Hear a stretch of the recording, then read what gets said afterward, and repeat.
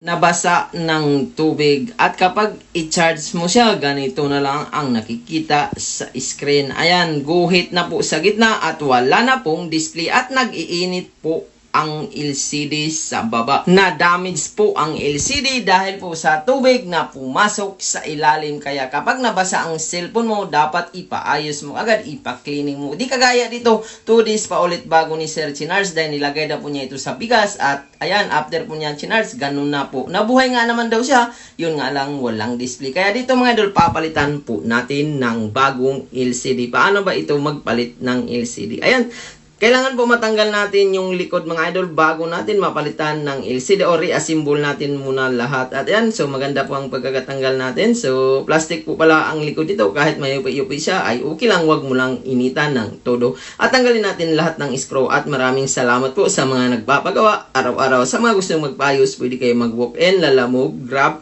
At kapag malalayo naman, pwede kayo magpa-LBC, JNT, or any courier via deliver. At kapag meron po tayong stock na parts, ay makuha po kagad. Halos naman po lahat ng parts ay meron na po tayong LCD. Kaya ayan, pwede kayo magpadala or mag-walk-in, makuha po kagad. At ayan, so tanggal natin yung likod. At itong fingerprint, huwag niyong kalimutan dahil yan, pwedeng maputol yan. At iangat natin una ang battery. At saka natin iangat itong pinaka-connection ng battery. Yung ano na yan mga idol, yung tape na yan para madali mo siyang maangat. So kailangan ganun mo siya, ayan. So, hilain mo lang ito mga idol at kapag nahila mo na, dire-diretso na po yan. Huwag lang maputol para hindi ka mahirapan magtanggal. At kapag kumulubot mga idol, walang problema. Iplansya mo lang gamit ang bilog na bagay or bakal mga idol. Pwede rin plastic. So, ayan, nabalik naman natin sa normal. At next step po natin gagawin, ayan. So, tanggalin po natin itong tape na to. Iangat natin yan mga idol at ayan. So, angat natin itong flex at initan po natin ang pinaka LCD screen. Kapag nababasa ang LCD mga idol at nagkagwit-gwit na, hindi na po talaga yan maayos. Mas okay kung nabasa ang cellphone mo, pabuksan mo kagad, pa-cleaning mo para yung LCD niya ay hindi madadamay or baka mamaya pati po ang board matamaan. Dito mga idol, madalas naman ito kapag may display or may guhit-guhit ay LCD lang po ang may tama. Kaya yan, next step natin mga idol, tanggal na po natin. At pansinin nyo, yung pinaka-LCD niya sa baba ay nangulubot or nabakbak dahil po yan sa pag-init. Nag-short na po yan dahil sa tubig na pumasok sa loob.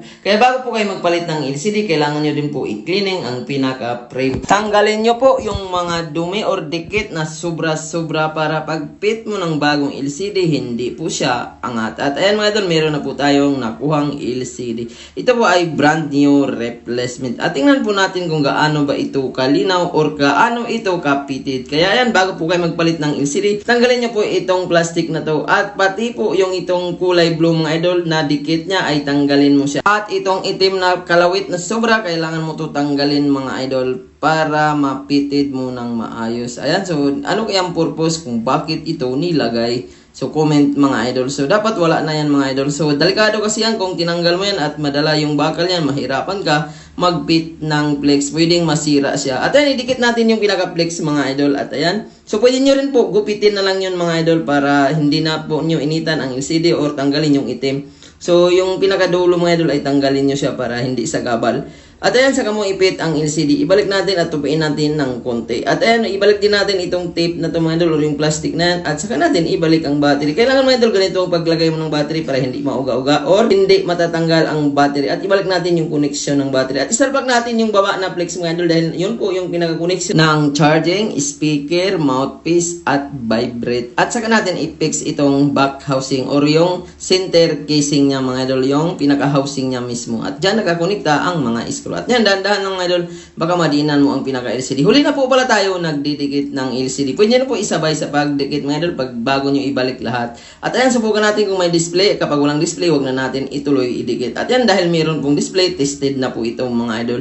So madalas ang ganitong model mga idol, wala pong problema sa touch. Talagang soft touch po siya at hindi po magkakaproblema kapag may display na. So isang kapitan lang, dire-diretso tayo. Ibalik natin lahat ng screw. At nag-apply tayo ng double-sided tape sa takip. Pwede rin po, T7000. At next step, tanggalin natin itong puti. So dahil sa double-sided tape po ito, maiwan po yung itim sa pinakagitna. At ayan, pag ilapat mo na yan, sobrang dikit na po siya. At pansinin nyo mga idol, sobrang ganda po ng pagkakalapat natin. Wala pong kaangat-angat. Ayan, so dahil double adhesive yan, talagang magdikit ng maayos yan. At ayan, so next step, idikit na po natin. Gamit natin ay T7000. So pwede rin mga idol or B7000. Basta huwag kayong gumamit ng Mighty Band. Kasi may napansin ako, may kumuha sa akin ng LCD, Mighty Band ang ginamit at isang gamit lang, ayan, nag-blackout na siya. Nalusaw kasi ang flex dahil po sa Mighty Band. At ayan, so meron po itong plastic. Putulan muna natin dahil meron tayong 3 days to 1 week warranty bago natin alisin. At kahit nadikit ko na yan mga idol, kapag dito po kayo magpagawa sa akin, meron ka pa rin warranty. Kapag nagloko yan, pwede ko po palitan ng walang bayad. Basta wag lang mabasag. At pansinin nyo,